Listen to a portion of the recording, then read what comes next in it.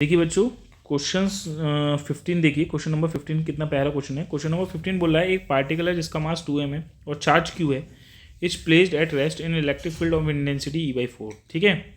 The speed of the particle n second after it is released.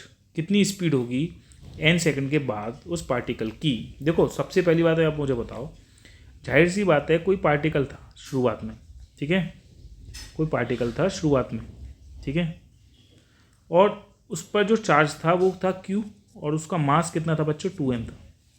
ठीक है। अब वो इलेक्ट्रिक फील्ड में रखा हुआ है, ठीक है, शुरुआत में तो रेस्ट में था, तो इनिशियल वेलोसिटी तो इसकी 0 हो गई। जब ये इस पर इलेक्ट्रिक फील्ड अप्लाई किया तो इलेक्ट्रिक फील्ड ने क्या किया, इस वाले चार्ज पर फोर्स लगाया। उस फोर्स के लगने से इसकी स्पीड इंक्रीज करी होगी कहीं ना कहीं। ये पार्टिकल n सेकंड बाद, मान लो ये मूव करते हुए कुछ n सेकंड बाद यहाँ आ गया।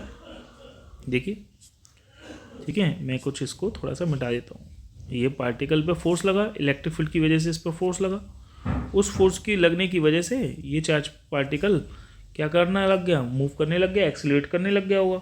एक्सीलरेट करने लग गया तो मान लो n सेकंड बाद पार्टिकल मान लो यहाँ आ गया। यहाँ पर इसकी स्पीड क्या हुई n सेकंड बाद, वो पूछ रहा है कि इसकी स्पीड क्या होगी। तो ये बताओ, आपको फर्स्ट इक्वेशन ऑफ मोशन की पता है, v बराबर होता है u + at, पता है। तो इनिशियल वेलोसिटी तो इसकी 0 है। एक्सेलरेशन जो होता है वो होता है force per unit mass into T. T कितना है, यहाँ पे n की वैल्यू दे रखी है, टी कितना दे रखा है, n सेकंड। कितना दे रखा है बच्चों, n सेकंड दे रखा है। ठीक है। तो अब आप देख सकते हैं v इक्वल टू फोर्स का फॉर्मूला कितना होगा। फोर्स लग रहा है किस पे, चार्ज q पे, तो फोर्स का फॉर्मूला होगा q इंटू ई upon mass m into n। ठीक है बेटा, ठीक।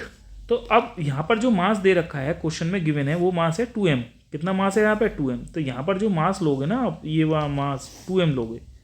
क्या लोगे बेटा, 2m मास लोगे। क्लियर, कितना लोगे, 2m मास। तो ये हो जाएगा q into e into n upon क्या आ जाएगा, कितना, 2m आ जाएगा। ये स्पीड रहेगी n सेकेंड बाद उस पार्टिकल की। क्यों, क्योंकि इलेक्ट्रिक फील्ड में जब चार्ज पार्टिकल लगोगे तो ये इलेक्ट्रिक फील्ड उस चार्ज पार्टिकल पर फोर्स लगाएगा।